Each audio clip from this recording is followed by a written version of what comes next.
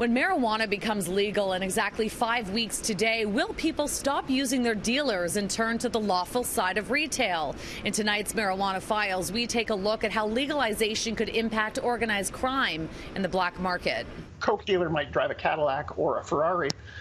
Weed dealers usually ride the bus. Author Jerry Langton, who spent decades writing books on organized crime in Canada, says the mafia and big gangs like Hell's Angels haven't dealt much weed since the 1970s or 80s. There's no real profit in it. It's big, it's bulky, it's easy to detect, it's all over the place. A lot of Canadians believe that, there's this like massive wave of weed coming in from overseas. But it's not true. Canada is actually a net exporter of weed. We have too much. The #1 supplier, according to the UN crime database, of weed to both Australia and Japan is Canada. Langton says the big guys will continue exporting pot to other countries, business as usual. But for the smaller gangs and cities pushing weed on our streets, that revenue stream will likely take a big hit. It's so small time that the big guys don't matter. But at the lower end, it's their bread and butter. Is it even going to be worth them trying to deal or push marijuana, or will they move on to more lucrative drugs? There's always a million things they can do. There's prostitution, illegal gambling, strong arm tactics, extortion, kickbacks, dealing prescription drugs, dealing cocaine, dealing meth, dealing steroids is a big one.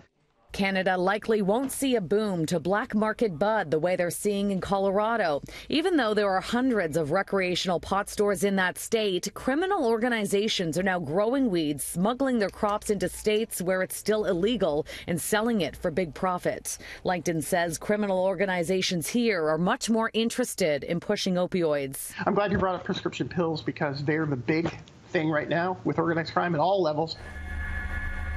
York Region has sprawling farmland and is a hot spot for grow ops. Recently, police there made a $6.5 million bust. Even though the growers had Health Canada permits, police claim they had a couple thousand more plants than were permitted. Police tell CityNews illegal pot growers are making fewer attempts to hide these grow ops as we shift towards legalization. Do you think people will leave their dealers to buy legal weed? There might be a big difference in price. You might not remember Napster, which was the first digital music service, and it was free. It was absolutely free. It was safe, and everybody used it. And then Apple came out with iTunes, and they charged 99 cents for a song. Napster died. Everybody wanted to do it the legal way. According to Stats Canada, we purchased nearly $6 billion in weed last year, and 90% of that was illegal. Langton says there will still be a black market for pot, but a much smaller one.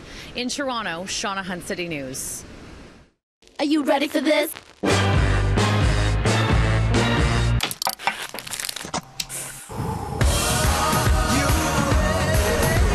The Marijuana Files. Coverage continues daily on City News.